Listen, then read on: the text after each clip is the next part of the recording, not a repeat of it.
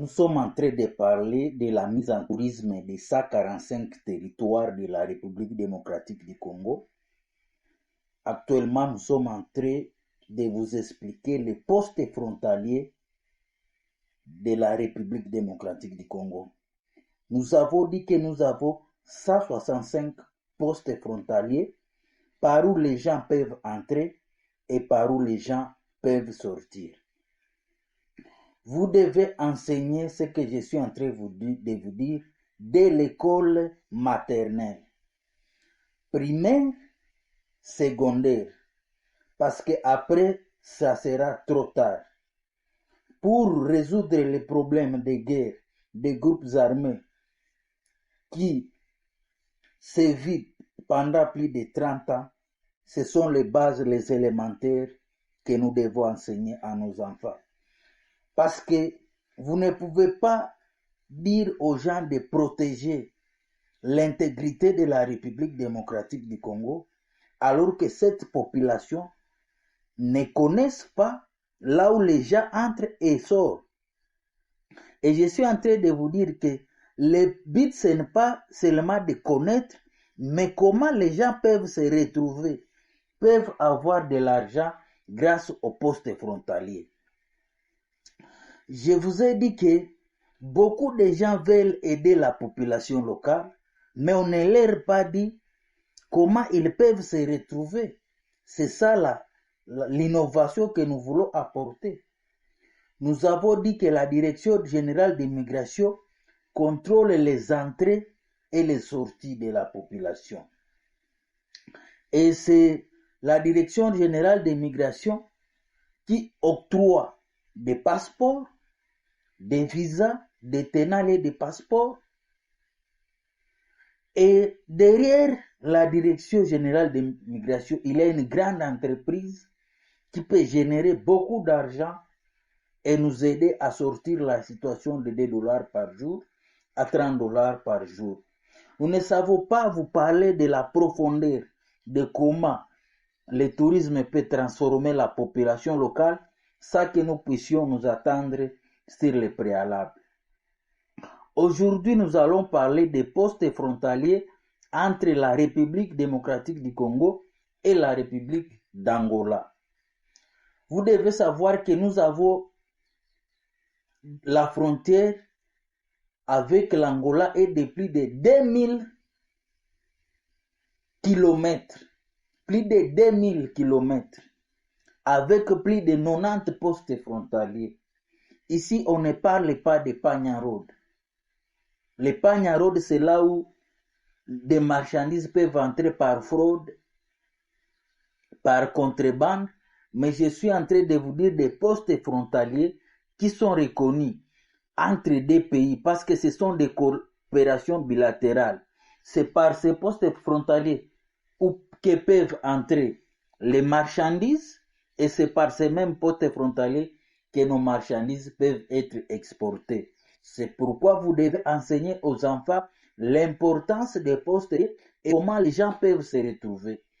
Au niveau des postes frontaliers, il y a beaucoup de trafic. Parce que il y a l'OCC, la DGDA, mais aussi il y a la DGM, il y a l'ANER, il y a aussi l'hygiène. Donc tout cela, ce n'est pas là pour rien. Derrière tout ça, il y a des business qu'on ne dit pas à la population. Alors, lorsque nous enseignons à nos enfants l'importance des postes frontaliers et comment nous pouvons développer les postes frontaliers pour notre propre bénéfice, je crois que les guerres que nous sommes en train de traverser vont se terminer automatiquement.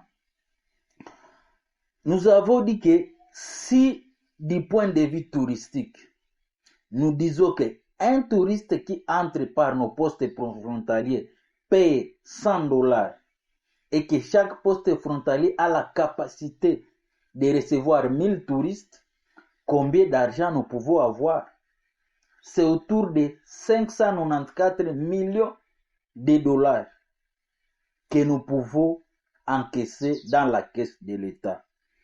Et cet argent, je suis en train de vous dire, ce n'est pas l'argent d'un individu ou un groupe d'individus. C'est l'argent de la République démocratique du Congo. Parce que avec le Congo, l'Angola, nous avons les postes frontaliers de Lufu, Angoango, Yat, Kuzi, Banana, Swakibula, Katonda, Kisumu, mais aussi avec les Kasai, les Kwango et les Lualaba au niveau de Dilolo, de Sadoa, tous ces postes frontaliers. Si nous les exploitons à notre faveur, nous pouvons avoir beaucoup d'argent. Vous devez savoir que les Kwango, les Kasai, les Lualaba ont des potentiels touristiques de premier ordre, mais c'est à nous de les transformer en argent. Et je suis en train de vous dire qu'il n'y a pas de postes frontaliers touristiques, ce sont les zones qui en font touristiques. Kasumbalesa, Dilolo, les postes frontaliers de la Grande Barrière, de Ruzizi 1. Au début, ce n'était pas comme ça. Ce sont les hommes qui se sont mis d'accord et grâce aux hommes, il y a beaucoup de trafic au niveau de ces postes frontaliers. Les Kassai a du diamant. C'est au niveau des postes frontaliers que passent les diamants. Et c'est par ces postes frontaliers que peuvent entrer aussi d'autres choses. Ici, je suis en train de vous dire, nous voulons être comme la Tanzanie, comme le Kenya. Je suis en train, est-ce que nos ministres, les gouvernements et des gens qui viendront, est-ce qu'ils savent la situation actuelle de nos postes frontaliers? Est-ce que ces postes frontaliers sont dignes de ce nom au standard international? Parce que j'ai appris qu'il y a des postes frontaliers qui font même les dimanches.